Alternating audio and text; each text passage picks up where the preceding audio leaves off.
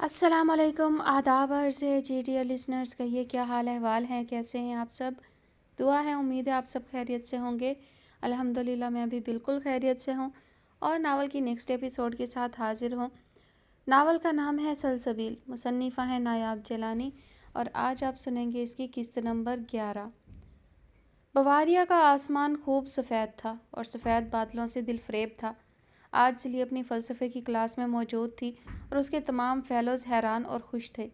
सिली एक तवील ट्रामा से निकल कर आई थी, उसे सब ने ही वेलकम किया था। आज वह फ़लसफ़े की क्लास में मौजूद बहुत तवज्जो से खुदा के होने पर लेक्चर सुन रही थी। आज उसके दिल में कोई अभाम मौजूद नहीं था। फ़लसफ़ा की तारीख़ का एक लेक्चर था जिसे वो कई महीने बाद पहली बार गौर से सुन रही थी। उसके प्रोफेसर एक खैर मकतमी मुस्कान के साथ उसे देखकर अपना लेक्चर जारी रखते हुए बोले थे, एरोजिना और मतज़ाद तसव्वुरात। एरोजिना ने खुदा के तसव्वुर को मतज़ाद तसव्वुरात के ज़रिए समझने और समझाने की कोशिश की। उनके मुताबिक खुदा एक तरफ एक मतलिक वजूद या बीइंग है जिसने इस कायनात को बनाया है। दूसरी तरफ जब ये फ़ानी कायनात ख़त्म हो जाएगी तो ये अदम या नॉन बीइंग हो जाएगी और वो भी खुदा ही है। एरियोजिना की इस नुक्ता नज़र को समझने के लिए हम मशहूर गुलकार नुसरत फ़तेह अली ख़ान के एक गाने तुम एक गोरख धंधा हो से इस्तिआरा इस्तेमाल कर सकते हैं। इस गाने में गुलकार एक ऐसी ज़ात से मुखातिब हैं जो एक गोरख धंधा है, यानी एक ऐसी हस्ती जो हमारी समझ से बालातर है। इसी तरह एरियोजिना के मुताबिक खुदा एक गोरख धंधा है, यानी एक ऐसा वजूद जो दोनों मतज़ाद तसव्वुरात बीइंग और नॉन बीइंग का हामिल है। खुदा एक तरफ तो एक वजूद है जिसने कायनात को बनाया है, लेकिन दूसरी तरफ वो एक गैर वजूद या अदम भी है जो कायनात के ख़ात्मे के बाद बाकी रहेगा। एरियोजिना ने खुदा के तसव्वुर को एक मुनफरिद अंदाज में पेश किया। उनके नज़दीक खुदा उस कायनात की बुनियादी महरिक और हतमी इल्लत है। वो हर चीज़ में मौजूद है, वो हर चीज़ जानने वाला है, वो मुतलिक खैर है और वो ज़मा व मकान से बालातर भी है। खुदा कायनात की हर चीज़ में मौजूद है और दूसरे हवाले से खुदा अज़ खुद मादी शय भी नहीं है। वो हर चीज़ में है भी और हर चीज़ में नहीं भी है। इसके अलावा एरियोजिना के मुताबिक खुदा हर चीज़ जानने वाला भी है और इसके बरक्स खुदा बुराई नहीं जानता, यानी खुदा है ही इसलिए खुदा क्योंकि वो हर शर और बुराई से पाक व पाकीज़ा है, वो मुतलिक खैर है। दरअसल इन तमाम मतज़ाद असूल और कवायद के खुदा पर लागू करने से एरियोजिना हमें ये समझाने की कोशिश कर रहे हैं कि खुदा को दरअसल हम मुकम्मल तौर पर जान ही नहीं सकते। वो दरअसल एक गोरख धंधा है। इंसानी फितरत। एरिजिना के नज़दीक इंसान में भी खुदा की तरह मतज़ाद क़ुव्वतें और असूल व क़वानीन पोशीदा हैं। एरियोजिना इन तमाम असूल व क़वानीन को इंसान पर भी लागू करते हैं, यानी इंसान भी खुदा के नूर का एक अजीम मज़हर है। लिहाजा इंसान के अंदर भी कई मतज़ाद क़ुव्वतें और असूल व क़वानीन पोशीदा हैं। एक हवाले से इंसान जानवर है, मगर दूसरे एतबार से इंसान के अंदर एक रूहानी अंसर भी पाया जाता है, यानी इंसान एक तरफ हैवान है और दूसरी तरफ फरिश्ता। इसका जिस्मानी हिस्सा हैवानों से मिलता जुलता है, जबकि इसका रूहानी हिस्सा फरिश्तों से मिलता जुलता है। आसान अल्फाज में कि ये इंसान में भी जिस्मानी और रूहानी दुनिया का तज़ाद पाया जाता है। एरियोजिना के मुताबिक इंसान अपनी फितरत के लिहाज से मादी और रूहानी दुनिया के दरमियान एक पुल की हैसियत रखते हैं। इसका मतलब ये है कि दो इंसान में दोनों दुनियाओं के रुझानात पाए जाते हैं। एक तरफ इंसान एक जिस्मानी वजूद है जिसे खाने पीने सोने और अफजाइश नस्ल की ज़रूरत है। दूसरी तरफ इंसान एक रूहानी वजूद भी है जिसे मोहब्बत, उम्मीद, ईमान और मानवियत की ज़रूरत है। इंसान अपनी पूरी ज़िंदगी में इन दोनों दुनियाओं के दरमियान तवाज़न पैदा करने की कोशिश करता है। वो अपनी जिस्मानी ज़रूरियात को पूरा करने के लिए काम करता है, लेकिन वो अपनी रूहानी ज़रूरियात को भी पूरा करने की कोशिश करता है। वो मोहब्बत, उम्मीद और ईमान तलाश करता है और अपनी ज़िंदगी में मानवियत तलाश करता है। ईसा मसीह के हवाले से एरियोजिना का नुक्ता नज़र क्या था, प्रोफेसर समझा रहे थे। एरियोजिना के मुताबिक ईसा मसीह एक तरफ तो इंसान है, लेकिन दूसरी तरफ वो खुदा भी है, यानी ईसा मसीह दरअसल खुदा की इंसानी शक्ल है। वह इंसान इस लिहाज से है कि वो एक औरत से पैदा हुए थे और उन्होंने एक इंसान की तरह ज़िंदगी गुजारी। वो खुदा इस लिहाज से है कि वो खुदा की तरफ से भेजे गए थे और उनमें खुदा की सिफ़ात थीं। एरियोजिना के नज़दीक ईसा मसीह में खुदा और इंसान का तज़ाद एक हकीकी तज़ाद है। ये तज़ाद इस बात की निशानदही है कि ईसा मसीह एक मुनफरिद वजूद हैं जो खुदा और इंसान दोनों हैं। मज़ीद ये कि इंसान का मकसद खुदा की तरह बनना है और इंसान में खुदा की सिफ़ात पैदा करने की सलाहियत मौजूद है। انسان ان صفات کو پیدا کر کے خدا کی طرح بن سکتا ہے، اور یہی مقصد انسان کو اپنی فطرت کو پورا کرنے اور ایک کامل انسان بننے میں مدد کرتا ہے۔ انسان ہمیشہ یہ کوشش کر رہا ہوتا ہے کہ وہ صفتیں اس کے اندر آ جائے جو خدا کی فطرت کا حصہ ہے، یا جو خدا کی صفات ہیں۔ ایریوجینا کا اثر و رسوخ۔ ایریوجینا نے خدا، عیسیٰ مسیح اور انسانی فطرت کے بارے میں بہت منفرد اور دلچسپ خیالات پیش کیے۔ ان کے خیالات نے ان کے بعد آنے والے بہت سے فلاسفر کو متاثر کیا، بشمول مشہور جرمن فلاسفر جیسے کانٹ اور ہیگل۔ ایریوجینا کے خیالات کو اگرچہ ان کے اپنے اثر میں قبول نہیں کیا گیا، جبکہ چرچ نے ان کے افکار و نظریات کو مسترد کر دیا اور ان پر مسیحی دنیا میں سخت تنقید بھی ہوئی، تاہم بعد میں ان کے کام کو بہت پذیرائی ملی اور آج وہ مغربی فلسفے میں ایک اہم شخصیت کے طور پر سمجھے جاتے ہیں۔ حتیٰ کانٹ اور ہیگل جیسے فلاسفر ایریوجینا کو جرمن آئیڈیالزم کے بانی مانتے ہیں۔ اس کے پروفیسر نے مسکرا کر سلی کو دیکھا۔ خدا ہے تو یہ مسکراہٹ ہے۔ وہ سلی کو دیکھ کر مسکرائے تھے۔ خدا اکیلا ہے، واحد ہے، لا شریک ہے، سلی نے اپنی نوٹ بک میں تحریر کیا۔ وہ اکیلا نہ ہوتا تو یہ دنیا اپنے نظام سمیت نیست و نابود ہو جاتی۔ اس اکیلے نے اس نظام کو اپنے کن سے سنبھال رکھا ہے۔ اس نے کھڑے ہو کر مہیب چپ کو توڑ دیا تھا۔ سر، مجھے نہیں پتا دنیا کے فلاسفر خدا کے بارے میں کیا خیالات رکھتے ہیں۔ مجھے صرف اتنا پتا ہے، خدا ہے اور وہ اکیلا ہی اس ہستی کے لیے کافی ہے۔ وہ اکیلا ہے اور اپنے کسی مخلوق کو اکیلا نہیں چھوڑتا۔ وہ طاقتور ہے اور قدرت رکھتا ہے ہر اس دل پر جو 7 سمندر دور کسی دوسرے دل سے جڑا ہوتا ہے۔ وہ خدا اس دور رہنے والے کے دل کو اس دوسرے انسان سے جوڑ دیتا ہے کہ وہ اس کے حالات سے واقفیت رکھتے ہیں۔ میں اس ظالم تنہائی میں خدا کو بہت قریب سے جانا ہے اور مجھے اپنے پروردگار پہ بہت پیار آتا ہے۔ اور تالیوں کی ایک گونج کے بعد کلاس ختم ہو گئی تھی۔ ڈسوزا نے اپنا بیگ سمیٹ کر اسے دیکھا۔ سلی، یہ کیا معجزہ ہے، تم بہت خوش ہو۔ کیا تم کو میرا خوش ہونا اچھا نہیں لگا؟ سلی نے پیار سے کہا۔ کیوں نہیں، پر میں اس کی وجہ ضرور جاننا چاہوں گی۔ ڈسوزا کو تجسس بھی تھا۔ کیا تم کو نہیں پتا کہ حشام کی واپسی سے میری تمام خوشیاں جڑی ہوئی ہیں؟ تمہاری خوشی تمہارے دوستوں کی سب سے بڑی خواہش ہے۔ خداوند تم کو مسکراتا رکھے، ڈسوزا نے محبت سے کہا تھا۔ اچھا سنو، آج تم میرے ساتھ ہسپتال چلو گی؟ ہاں، کیوں نہیں۔ کیا تمہاری کسی گائناکولوجسٹ سے بات ہوئی؟ نہیں، وہ مایوس تھی۔ دادی نے تو ایک دائیا سے بات کی تھی، اور پھر دادی ہی نہیں رہی، وہ اداس ہونے لگی تھی۔ یہ کیا مصیبت ہے جس سے چھٹکارا مشکل ہے؟ تم اداس نہیں ہو، سب اچھا ہوگا۔ ڈسوزا نے اسے زیادہ اداس نہیں ہونے دیا۔ حشام سے ملوں گی تو وہ اس مسئلے کا حل نکال دے گا، سلی نے اسے سمجھایا۔ یہ بہتر رہے گا۔ حشام سے زیادہ کون ہے جو اس مسئلے میں مدد کر سکے؟ ڈسوزا کی بھی ہمت بندھی تھی۔ ہم آج شام کو چلیں گے۔ Okay done. وہ مسکراتی ہوئی مطمئن جا رہی تھی۔ صرف ایک شخص کے ہونے کا احساس ہر غم پہ بھاری تھا۔ شافیہ کا یہاں دل لگ گیا تھا۔ بواریا کی خوبصورت آب و ہوا، حسین ماحول، خوبصورت چہرے، انتہا کی تنہائی جہاں کوئی کاٹدار لہجے میں بات کرنے والا نہیں تھا۔ کبھی کبھی سمیرا کی کال آ جاتی تھی جو سلگ سلگ کر انگارہ ہو رہی تھی۔ شافیہ کی دنوں میں چمکتی قسمت اور اس کے یورپ جانے پر اس کا حسد کم نہیں پڑ رہا تھا۔ اس دن بھی سمیرا کی جلی کٹی کال آ گئی تھی۔ بڑی بھی، جاتے جاتے تمہاری زندگی تو سنوار گئی۔ یہ بات کوئی 1000 مرتبہ تو وہ سنا چکی تھی۔ کیسے یتیمی میں پل کر جوان ہوئی تم، اور کیا جہازوں میں ٹھاٹھ سے سفر کر رہی ہو۔ ایک ہماری قسمت نہ ہی بدلی، چل بھون کر کوئلہ ہو رہی تھی۔ اور سناؤ، تم کوئی خوشخبری ہے یا ایسے ہی پھر رہی ہو؟ اب کے انداز ٹوہ لینے والا تھا۔ شافیہ پر جھیپ غالب آ گئی تھی۔ ابھی تو ایسی کوئی بات نہیں۔ تو بات بنا لو نا، ایسے لونڈوں کا کیا بھروسہ۔ گوری کا بیٹا ہے، دولت تو سمیٹ لی، 4 دن عیاشی کر کے سائیڈ پہ نہ کر دے۔ سمیرا کی زبان سے انگارے ہی نکل سکتے تھے۔ ہاں، وہ سنو تو، ثروت کا بیٹا، ارے کتنا خوبصورت تھا۔ وہ کسی لڑکی کے چکر میں پکڑا گیا ہے۔ اچھا ہوا تم تو نکل لی، ورنہ ہماری عزت تو جاتی ہی جاتی۔ اس کی نیت تم پر بھی ٹھیک نہیں تھی۔ ثروت کا دل تھا تم کو اپنی بہو بنانے کا۔ شکر ہے تم تو بچ گئی، اب یہاں سے چلی گئی ہے۔ اتنی بے عزتی کے بعد کہاں رہا جا سکتا تھا۔ سمیرا ادھر ادھر کی ہانک کر جب تھک گئی تو فون بند کر دیا، اور شافیہ گہرا سانس بھر کے پھولوں بھری کھڑکی میں آ کھڑی ہوئی تھی۔ سمیرا کی باز گشت اس کے پیچھے تھی۔ وہ کم و بیش ایسی ہی باتیں کرتی تھی۔ ہر بار شافیہ کا دل نئے سرے سے اداس ہو جاتا تھا۔ اسے ایک نظم یاد آ رہی تھی۔ بے شک اس کے حالات سے مطابقت نہیں رکھتی تھی، مگر وہ جینے کے لیے رعایت چاہتی تھی، بالکل ہر دیس کی روایتی لڑکی کی طرح۔ رسوئی گھر میں ایک دم ٹھیک مقدار میں ذائقے کا خیال، کہ دال میں کتنا ہو نمک، کہ لبھائے مگر چبھے نہیں۔ कितनी हो चीनी चाय में कि फीकी ना लगे और ज़ुबान तालू से चिपके भी नहीं। इतने सलीके से ओढ़े दुपट्टा कि छाती ढकी रहे मगर मंगलसूत्र दिखता रहे।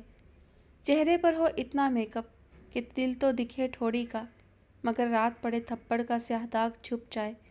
छुए इतने ठीक तरीके से कि पति ख्वाब में भी ना जान पाए कि उसके कांधे पर दिया ताज़ा गर्म बोसा उसे नहीं, दरअसल उसके प्रेम की याद के लिए है।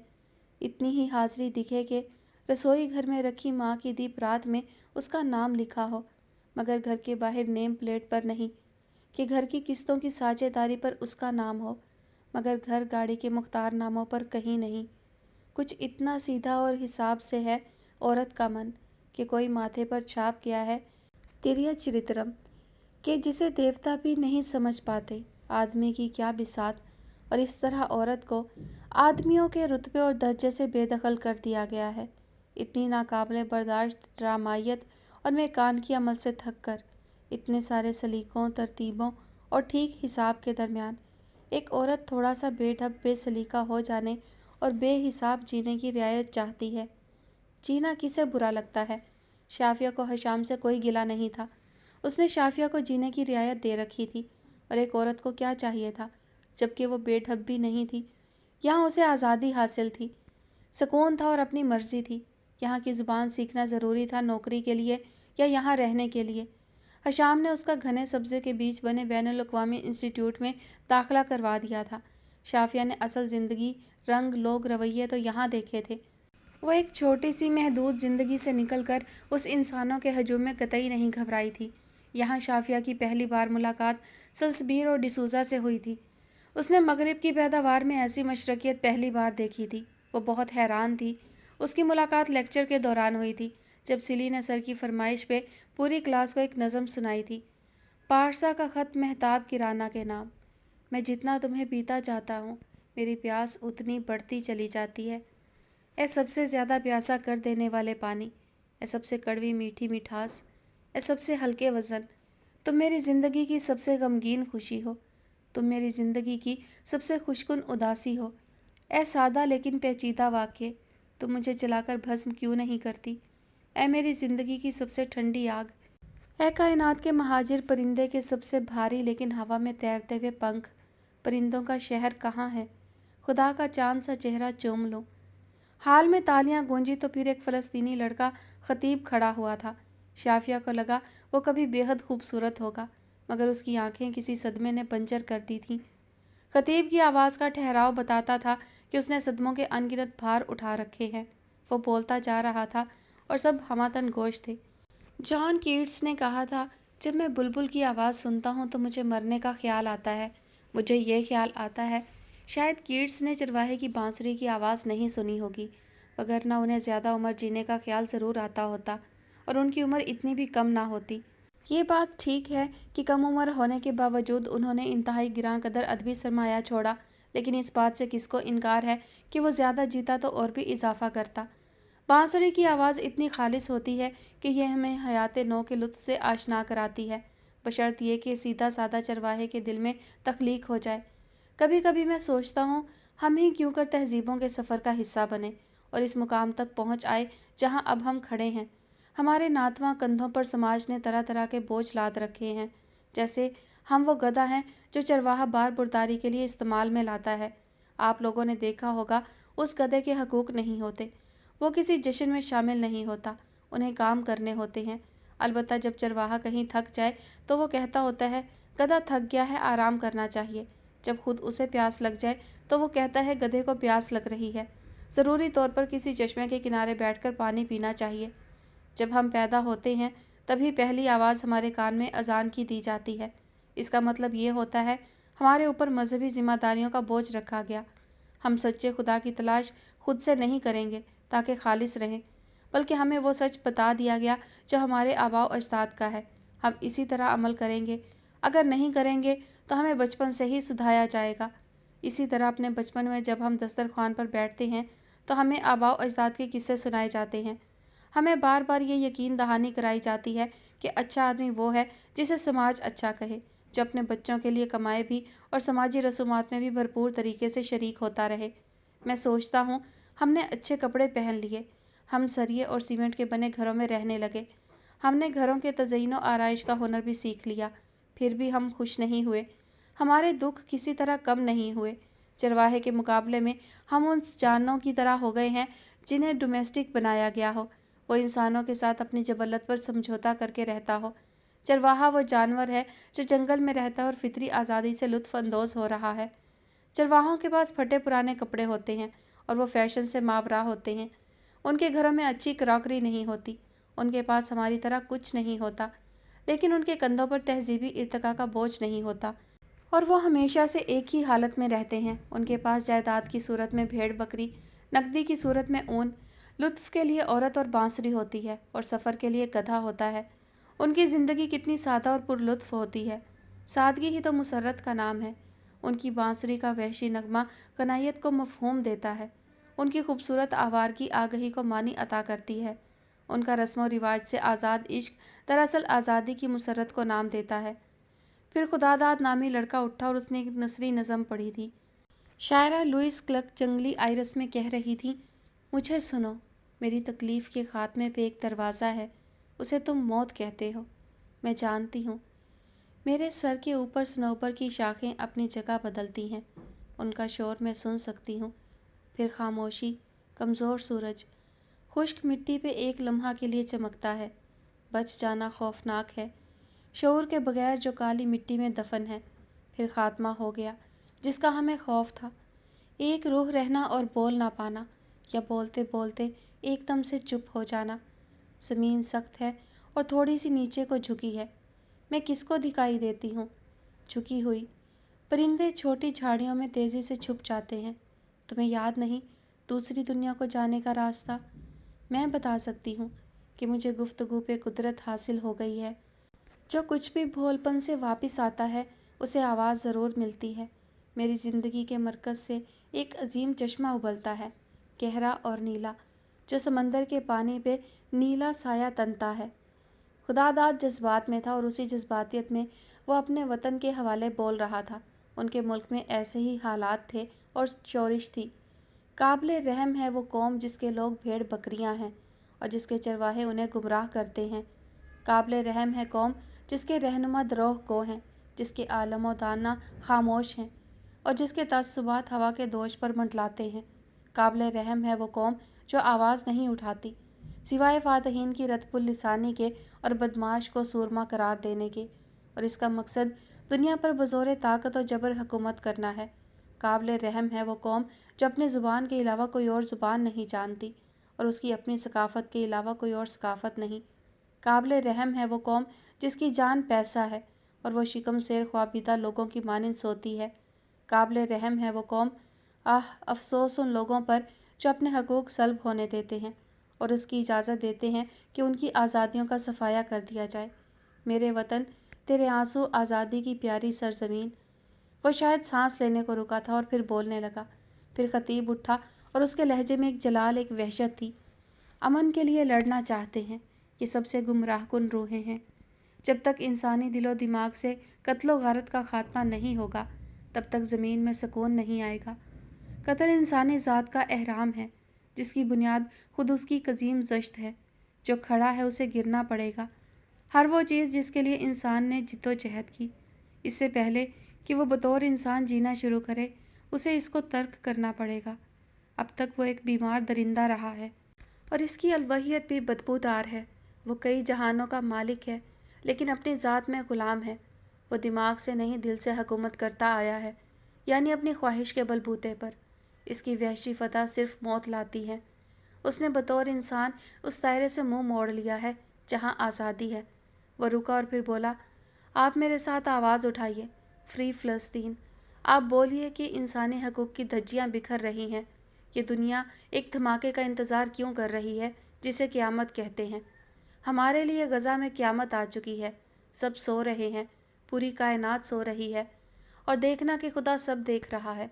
वो एक सूर फूंकने का हुक्म देगा और मैं देखूँगा तुम में से कोई बाकी रहता है क्या। मेरा खुदा देख रहा है। वो पूरी जान से चीख रहा था, यहाँ तक कि उसके दोस्त उसे संभाल रहे थे।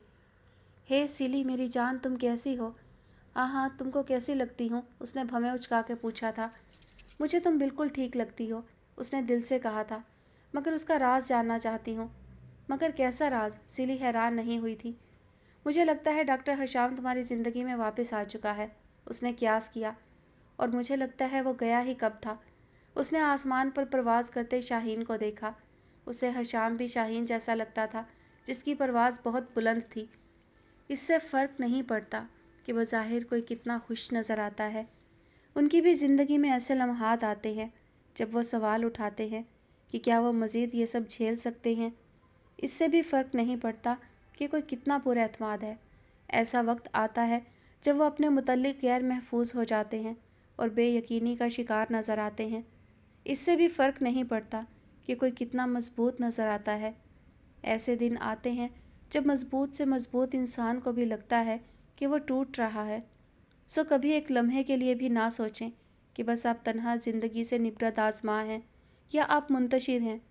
तुम इंतशार का शिकार नहीं हो कि तुम इंसान हो।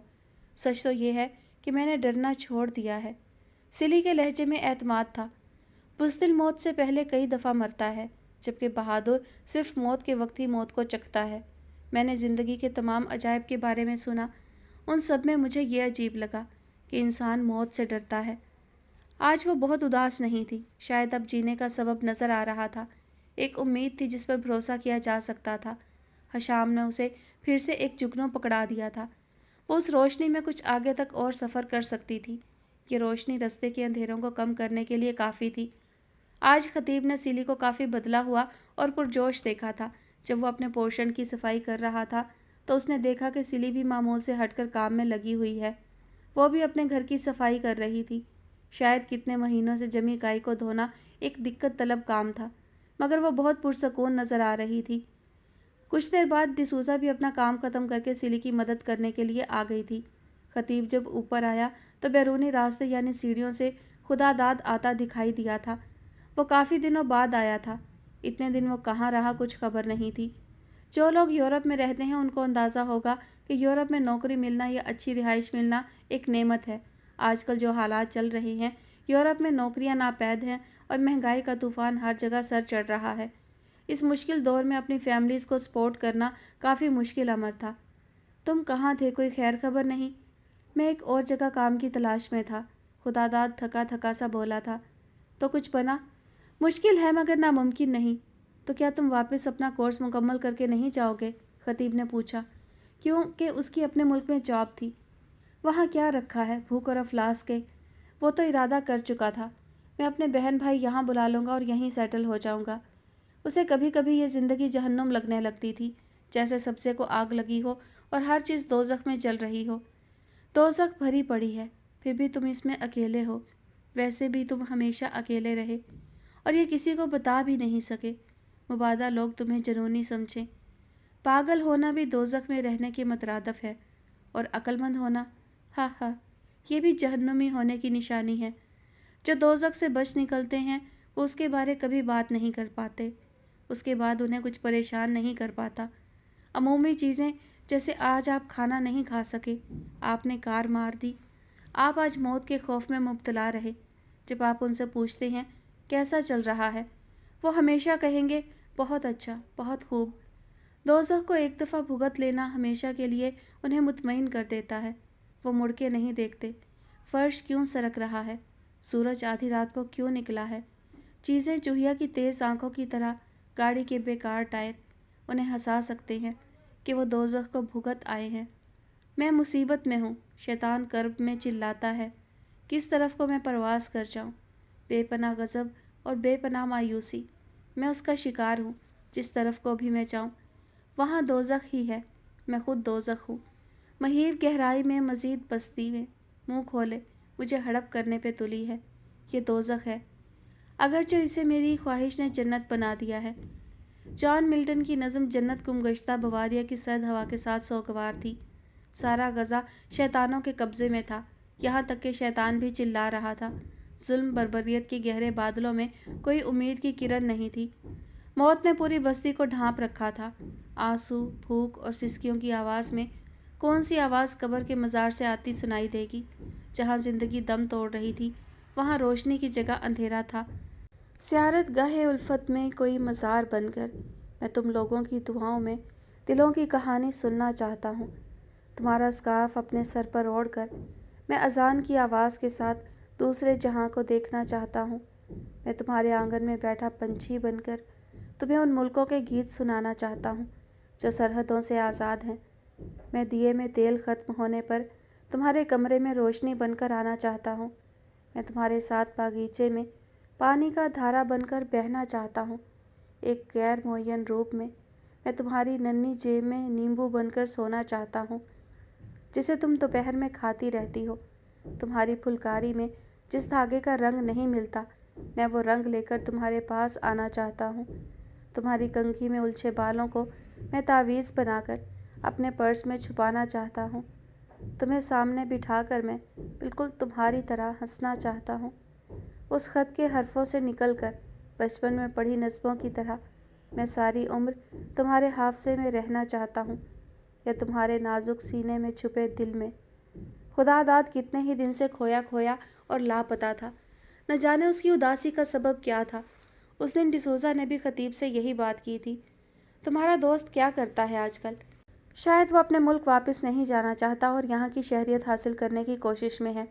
खतीब का क्यास बेचा नहीं था। अच्छा तो ये बात है। उसने गहरा सांस लिया। कल तुम इंस्टीट्यूट जाओगे? हाँ, इंशाल्लाह मैं पूरी कोशिश करूँगा। अरे वाह, डिसूज़ा खुश हुई थी। आज की अच्छी खबर तुमको सुनाऊँ? हाँ, क्यों नहीं। खतीब बहुत दिन बाद मुस्कुराया था। तो सुनो, सिली आज बेकरी खोलेगी। उसने जैसे सरप्राइज़ दिया था। ये बात मैं जानता हूँ। सिली नॉर्मल हो रही है और ये खुश आइंद है। खतीब ने दिली खुशी का इजहार किया था। इस सब के पीछे हशाम है ना? हशाम बहुत आला ज़र्फ़ और अच्छा है। देखो, उसने सिली को अकेला नहीं छोड़ा। हाँ, और वो सिली के मुजरिम को सामने ज़रूर लाएगा। खतीब की बात मुकम्मल हुई तो ऊपर से खुदादाद बोला, अगर तुम्हें फ़ुर्सत मिल गई हो तो कॉफ़ी बना दो। जनाब, खादिम हाजिर होने ही वाला है। खतीब ने पूरी जान कतरी से कहा। तौबा, कितना मगरूर है तुम्हारा दोस्त। कोई ऐसा वैसा? खतीब कॉफ़ी बनाने चला गया तो डिसूज़ा भी उसके पीछे आ गई थी। आजकल क्या पढ़ रही हो? दागिस्तान का तर्जुमा। अच्छा, उसमें क्या है? उसमें उम्मीद है और बुलंदी, और जैसे किसी और के लिए एसार का जज्बा। चलो सुना दो फिर, जबकि तुम ज़रूर ही सुनाना चाहती हो। खतीब शायद पहली बार मुस्कुराया था। वो उसकी फितरत से वाकिफ़ था। जब तक अपना अच्छा सा पढ़ा सुना ना देती उसे चैन नहीं आ सकता था। एक बार मैंने मास्को में शाह बलौत का एक पुराना दरख्त देखा। लोगों का कहना है कि ये ज़ार रूस एवान चेफनाक ने लगाया था। उसने नशोनुमा के मुख्तलिफ मरहलों पर लोगों को मुख्तलिफ लिबास पहनते देखा है।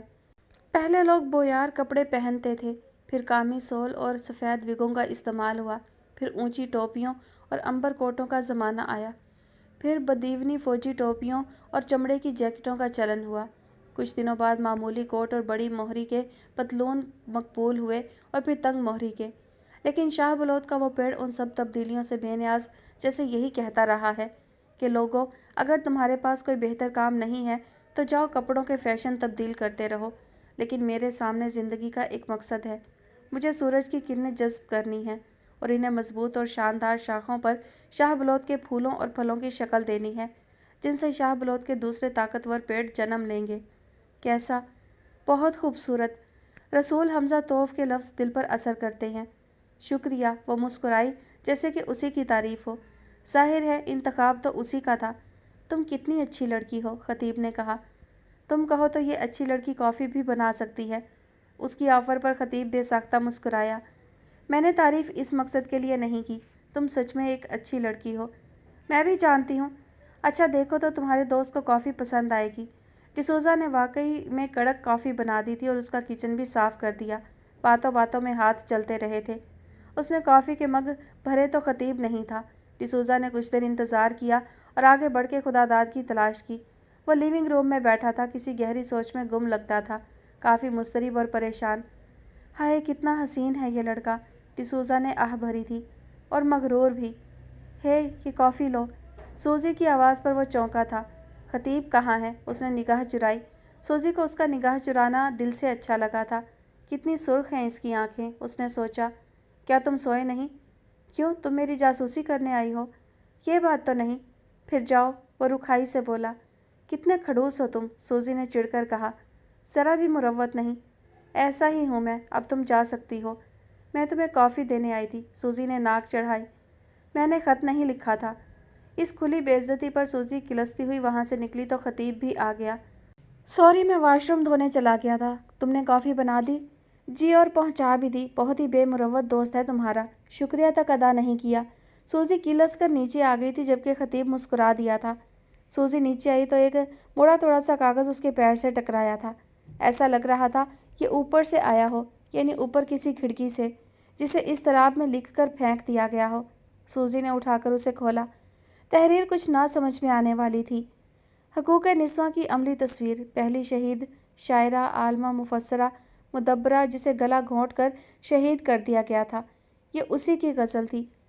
تجھ پہ میری نظر پڑے، چہرہ بچہرہ رو برو، میں تیرا غم بیاں کروں، نکتہ بنکتہ، منہ بمنہ، میں تیری دید کے لیے مثل صبا رواں رواں، خانہ بخانہ، در بدر، کوچہ بکوچہ، کو بکو، ہجر میں تیرے خون دل آنکھ سے ہے میری رواں، دجلہ بدجلہ، یم بیم، چشمہ بچشمہ، جو بجو، یہ تیری تنگی دہن، یہ خط روئے عنبری، غنچہ بغنچہ، گل بگل، لالا بلالا، بو ببو، ابروئے چشم و خال نے صید کیا ہے مرغ دل، طبع بطبع، دل بدل، مہر بمہر، خو بخو، تیرے ہی لطف خاص نے کر دیے جان و دل بہم، رشتہ برشتہ، نخ بنخ، تار بتار، پو بپو، قلب میں طاہرہ کے اب کچھ بھی نہیں تیرے سوا، صفا بصفا، لا بلا، پردہ بپردہ۔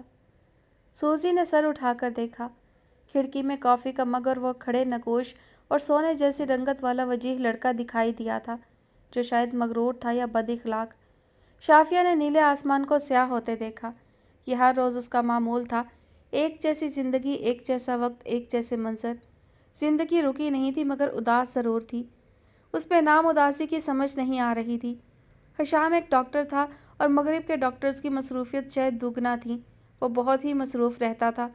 شاید دن اور رات کی اس تفریق میں سوا جم جانے اور ایکسرسائز کے کوئی تیسرا اس کا کام نہیں تھا۔ ہاں، وہ اپنی ڈائٹ اور فٹنس کو ضرور اہمیت دیتا تھا۔ شافیہ 4 گھنٹے کی زبان سیکھنے کے بعد کل وقت فری ہوتی تھی۔ گھر میں کام بھی کچھ خاص نہیں تھا، 2 افراد کا کام ہی کتنا ہوتا ہے۔ حشام کا کھانا پینا سلیکٹیو تھا اور اپنی مرضی سے ہی کھاتا تھا، سو شافیہ کو خاص تردد نہیں کرنا پڑتا تھا۔ اس دن بورنگ روٹین میں خاص بات یہ ہوئی تھی کہ حشام اسے لینگویج اسکول سے لینے آ گیا تھا۔ شافیہ بے انتہا حیران تھی۔ ارے آپ اور یہاں؟ میں نے سوچا تمہیں پک کر لیتا ہوں، بس سے تو روزانہ آتی ہو۔ اس نوازش کی اسے سمجھ نہیں آئی تھی، مگر نہ جانے کیوں اسے اچھا لگا تھا۔ حشام کی گاڑی بھی اسی جیسی شاندار تھی۔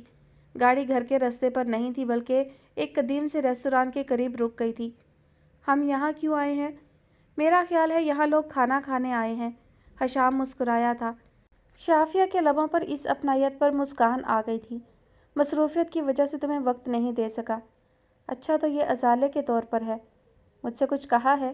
حشام چونکا تھا مگر شافیہ نے قسمت کے عطا کیے اس وقت کو ضائع نہیں کیا تھا۔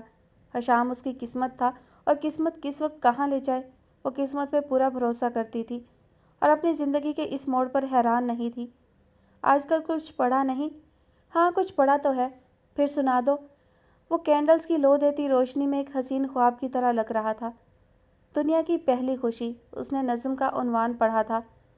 میری بھولی بھالی، تیرے روپ کی ایک ہی تشبیہ ہے پوری دنیا میں، خواب میں چاند کو دیکھنا جیسے، اونٹنی تجھے ماں کی طرح چاہتی ہے، تیرے جنم روز اس نے اپنے بچے کو دودھ چھڑا دیا، پپیہے کے بچے تجھے شام کو اپنے ساتھ گھر لے جانا چاہتے ہیں، تیرے گلو کے کہکہے سن کر ساری گاگریں میٹھی ہو گئی ہیں، تیرا باپ ہی تجھے لقطے میں ملی گری پڑی چیز سمجھتا ہے، حالانکہ تیرے آنے کے بعد بادل جب بھی آئے ہیں برسنے کے لیے، آسمان نے انہیں ایک ہی سندیسہ دیا ہے، صرف اس کی سبز آنکھوں کے لیے۔ بہت عمدہ، حشام نے تعریف کی تھی۔ میری ایک دوست ہے، تمہاری طرح کتابوں کی باسی ہے، کتابوں سے عشق کرتی ہے، میں تم کو اس سے ملواؤں گا۔ حشام نے اچانک گفتگو موڑ دی تھی۔ وہ میری بہت اچھی دوست ہے۔ دراصل اس کی دادی کے ہاتھ کا پنیر مجھے پسند تھا۔ بدقسمتی سے اوپر تلے چند حادثوں میں اس کا خاندان چل بسا۔ تب میں یہاں نہیں تھا، اس کے ساتھ نہیں تھا۔ کیا وہ آپ کی کولیگ ہے؟ اس نے بےمانی سی بے چینی کے ساتھ پوچھا، اس لیے کہ حشام کا انداز بےمانی نہیں تھا، ہزار اسرار پوشیدہ تھے اس لہجے میں، ایسے جیسے ان کہی کوئی کہانی اس کے مہر بلب لبوں کے پیچھے کرلا رہی تھی۔ نہیں، وہ چھوٹی سی ہے، شاید تم سے بھی چھوٹی ہو، اس نے ابھی ہائی اسکول پڑھا ہے، وہ البانوی مسلم فیملی سے ہے۔ حشام کا اتنی تفصیل بتانا شافیہ کے لیے ایک دھڑکے سے کم نہ تھا، وہ اتنا تو بولتا ہی نہیں تھا، مگر اپنی دوست کے بارے میں بتاتے ہوئے اس کا لہجہ شیریں بیاں تھا۔ شافیہ کو عجیب سا دھڑکا لگا۔ آپ نے پہلے کبھی ذکر نہیں کیا؟ ہاں، پہلے ہماری بات نہیں ہوئی، ابھی اس کی بیکری نہیں چلتی، کبھی پہلے تم آتی تو ادھر کا پنیر تم کو ضرور ٹیسٹ کرواتا۔ شافیہ نے سمجھا تھا کہ وہ کسی ہائی فائی لڑکی کے بارے میں اس کو بتائے گا جو حشام جیسی ہی شاندار ہوگی، مگر اسے سلی کو دیکھ کر سچ میں مایوسی ہوئی۔ وہ ایک کمزور، کم گو، اداس اور زندگی سے بہت ہی دور لگی تھی۔ وہ حشام کی کس حد تک دوست ہو سکتی تھی، یہ بات اسے پوچھنے کی ضرورت ہی نہیں پڑی۔ اس لڑکی کے بجھے چہرے پر حشام کو دیکھ کر جو قندیل روشن ہوئی تھی، اس نے سب کچھ واضح کر دیا تھا، اور حشام کی آنکھیں اس کا طواف کر رہی تھیں۔ شافیہ کے دل نے 180 کی رفتار میں ڈوبنا شروع کر دیا تھا۔ تو کیا یہ حشام کی محبوبہ ہے؟ وہ کہیں بھی حشام جیسے حسین، دل فریب اور سحر انگیز بندے کے ساتھ نہیں جچتی تھی۔ کہاں وہ خوشبو میں بسا، دنیا کی مہنگی میڈیکل یونیورسٹی میں پڑھا ایک کامیاب دولت مند ڈاکٹر، اور کہاں وہ پرانی اسکرٹ میں ملبوس، کمزور اور بدحال سی نوعمر لڑکی، جس کا بمشکل ہائی اسکول ختم ہوا لگتا تھا۔ حشام کا اس کے لیے اتنا نرم اور اتنا کیئرنگ انداز دیکھ کر شافیہ کا دل سنبھل نہیں رہا تھا۔ اس نے سب سے پہلے اس کا چیک اپ کیا، اس کی نبض دیکھی، بلڈ پریشر چیک کیا، جبکہ وہ کہہ رہی تھی کہ وہ بالکل ٹھیک ہے۔ اچھا نا، میں اب ٹھیک ہوں، میں تم دونوں کے لیے کچھ لاتی ہوں، یہاں مل کر کھانا کھاتے ہیں۔ وہ بہت ایکسائٹڈ لگ رہی تھی۔ جب شافیہ نے اسے بتانا چاہا کہ وہ ڈنر کر چکے ہیں تو حشام نے ابرو کی جنبش سے اسے روک دیا۔ یہ تو بہت اچھی بات ہے کہ سلسبیل مجھے کھانا کھلائے گی، چلو میں تمہاری مدد کرتا ہوں۔ اور وہ دونوں کچن میں چلے گئے تھے۔ کچھ دیر بعد ایک اور لڑکا خطیب آ گیا تھا۔ میں نے حشام کی گاڑی دیکھی ہے سلی، کیا حشام آیا ہے؟ وہ لیونگ روم میں آیا تو سامنے شافیہ موجود تھی۔ او، آپ بھی یہاں ہیں، پھر تو واقعی میں حشام آیا ہے، آپ آ سکتے ہیں۔ جی کیوں نہیں، جب بھی حشام ادھر آتا ہے تو سوزی کا سارا خاندان فری چیک اپ کے لیے باہر لان میں کھڑا ہوتا ہے۔ سوزی بھی کہیں پیچھے ہی تھی، وہ شاید کچھ لائی تھی۔ وہ سب دوست تھے، آپس میں بہت بے تکلف بھی تھے۔ تم کیوں جیلس ہو؟ تم ہمارے دوست کا استعمال کرتی ہو، ہم جیلس بھی نہ ہوں۔ ان دونوں کی تکرار میں شافیہ اپنی پریشانی بھول گئی تھی۔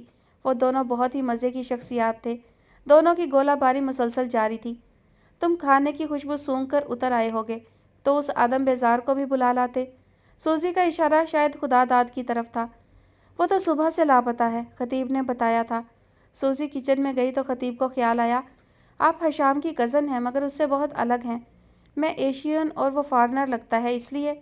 نہیں، مزاج کی بات کر رہا ہوں، کیا آپ حشام کے ساتھ بور نہیں ہوتی؟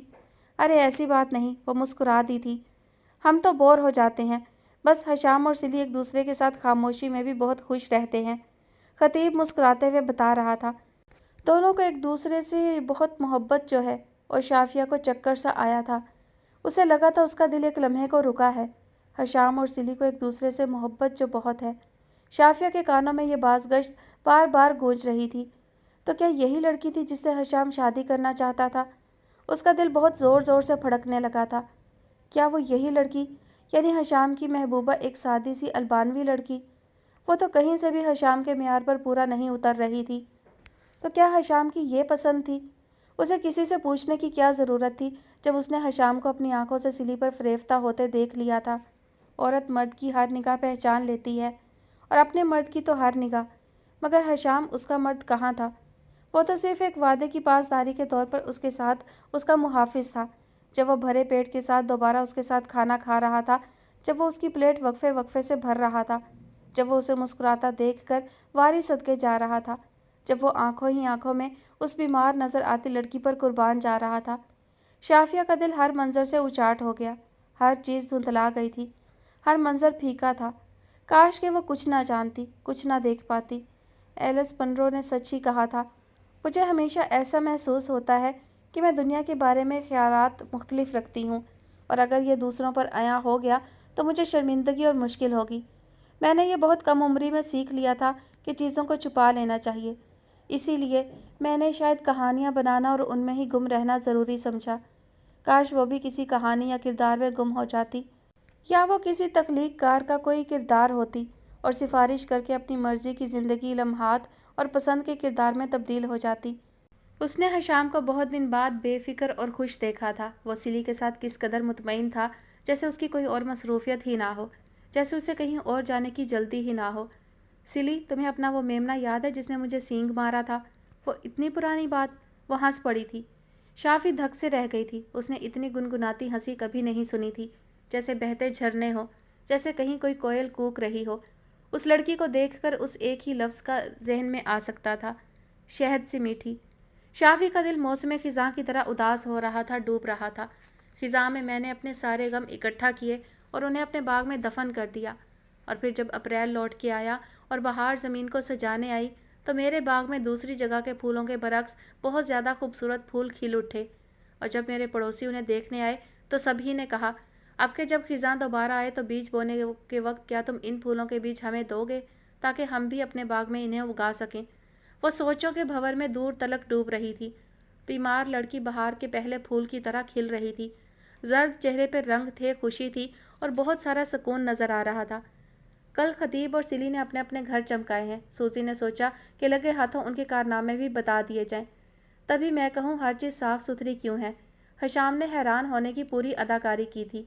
اور تم نے غور نہیں کیا، سلی تو نہائی بھی ہے۔ اس کی شرارت پر سلی نے اسے گھور کر دیکھا تھا۔ اب کہ حشام نے اداکاری کی انتہا کرتے ہوئے کہا تھا، اچھا تو میں بھی یہ سوچ رہا تھا کہ آج بواریا میں اتنی روشنی کیوں تھی، اور خوشبو بھی۔ سوزی نے ٹکڑا لگایا تو سارے میں ان کی ہنسی کے شگوفے پھوٹ پڑے تھے۔ اس نے درد سے بند ہوتی آنکھ میں اپنے مچل پڑتے آنسو کو چھپا لیا تھا۔ او سکارف اوڑھنے والی پری جو مجھے قربان کر چلی ہو، ہر حال میں میرا رخ تمہاری ہی طرف رہے گا۔ اس کا دل موم کی طرح پگھل گیا۔ اس نے محسوس کیا وہ سب لوگ جو ان دو لوگوں کے آس پاس تھے وہ اس سارے منظر میں بیکار تھے۔ ان دو لوگوں کو کسی تیسرے کی ضرورت ہی نہیں تھی۔ وہ ڈاکٹر حشام ایک ایسی لڑکی پر قربان ہو رہا تھا جو کہیں سے بھی اس کے جوڑ کی نہیں تھی۔ مگر محبت کیا جوڑ توڑ سے کی جاتی ہے؟ کیا محبت میں حساب کتاب ہوتے ہیں؟ کیا محبت معیار اور سٹیٹس دیکھتی ہے؟ محبت تو یقینی طور پر کچھ بھی نہیں دیکھتی۔ محبت بس محبوب کا قرب دیکھتی ہے۔ یہ بات شافیہ کو سمجھ آ گئی تھی۔ نزار قبانی لکھتے ہیں، گھر میں قید محبت، میں نے تم سے اجازت مانگی ہے، جب خون جو پانی میں تبدیل نہیں ہو سکتا تھا پانی میں تبدیل ہو گیا ہے، جب آسمان جس کا نیلا شیشہ سمجھا جاتا تھا کہ ٹوٹ نہیں سکتا ٹوٹ گیا ہے، جب سورج جو میں نے تمہارے کان میں اسپین کے آویزے کی طرح آویزاں کیا تھا زمین پر گر کر ٹکڑے ٹکڑے ہو گیا ہے، جب الفاظ جس سے میں تمہیں ڈھانپ دیا کرتا تھا جب تم سو جایا کرتی تھی بدکے ہوئے پرندوں کی طرح اڑ گئے ہیں تمہیں بے لباس چھوڑ کر، میں نے تم سے جانے کی اجازت مانگی ہے، جب وہ انتشار جو تیرے سینے میں ہے میری خواہش سے ہم کلام نہیں رہا، جب کوئی خواہش نہیں رہی تم سے بات کرنے کی، تم سے محبت کرنے کی، جب مجھ میں کوئی جوش نہیں رہا کسی پر حملہ کرنے کا، کسی کو بچانے کا، ہم وقت کے دائروں میں گھر گئے ہیں جہاں میرے ہاتھ اور تمہاری کلائی میں فاصلہ تبدیل نہیں ہو رہا، جب تمہارے جسم اور میرے سونگنے کی حس کے درمیان فاصلہ تبدیل نہیں ہو رہا، جب تمہارے جسم اور میری موت کے دائرے میں فاصلہ تبدیل نہیں ہو رہا، میں نے تم سے جانے کی اجازت مانگی ہے۔ اتنے قلیل وقت میں محبت نہیں کر سکتا، نہ ہی میرے پاس وہ جذبات ہیں اور بوسے جو میں اس دوران واجب العطا بلوں کی طرح کسی نہ کسی طرح ادا کر دیا کرتا تھا۔ میں نے تم سے اجازت مانگی ہے ایک لمبی رخصت پر جانے کے لیے۔ میں جذبات سے تنگ آ گیا ہوں، تھک گیا ہوں، نہ محبت رہی ہے نہ خواہش، میں اس سجے سجائے گھر سے بھی اکتا گیا ہوں جہاں میرے جذبات اس کی دیواروں کی طرح چوکور ہیں، میری خواہشات اس کے بڑے کمرے تک محدود ہیں اور میری امنگیں بھی اس کی چھت سے اونچی نہیں ہیں۔ میں پھاڑ دینا چاہتا ہوں یہ تمثیلاتی پہناوے، یہ تمہارے آلات اور تمہارے نقاب، سب کو گولی مار دینا چاہتا ہوں، توڑ دینا چاہتا ہوں وہ تمام رنگین بوتلیں جن میں میرا خون بھرا ہے، کاٹ دینا چاہتا ہوں انگوٹھیوں اور ہاروں کے یہ جنگل جسے تم مجھے لبھانا چاہتی ہو، چمڑے کی وہ پٹی بھی توڑ دینا چاہتا ہوں جسے تم مجھے مارتی ہو، تباہ کر دینا چاہتا ہوں تمام کلپ اور سوئیاں، ناخن پالش اور جستی زنجیریں جو تم مجھ سے اعتراف کرانے کے لیے استعمال کرتی ہو، میں وہ تمام نظمیں بھی قتل کر دینا چاہتا ہوں جو میں نے لکھ کر تمہیں سنائی، اور وہ تمام انتصابات بھی جو میں نے جاری کیے شدید محبت یا انتہائی حماقت کے لمحات میں۔ شافیہ کو لگا اس کا دل کٹ کٹ کے ٹکڑے ٹکڑے ہو رہا ہے۔ कोई आग थी जो चारों तरफ से भड़क रही थी। शाफिया को कुछ पूछने की ज़रूरत पेश नहीं आई। हशाम की ज़िंदगी का मंजरनामा मुकम्मल था। शायद ये लड़की ही थी जिससे राह चलते एक आलीशान डॉक्टर को मोहब्बत हो गई थी। क्या पता वो कोई भेड़ चरा रही हो, या पनीर बेच रही हो, या किसी चाय खाने में पुरानी कुतब का मुतालिया कर रही हो।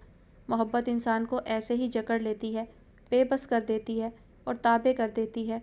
शाफिया को अपना दिल खाली लग रहा था। लोगों की नज़रों में अच्छा बनने, उनकी तवक्कात पर पूरा उतरने और उनकी मोहब्बत के हसूल की दौड़ में हम खुद को गुम कर बैठते हैं, जिसके नतीजे में हम तन्हाई का शिकार हो जाते हैं।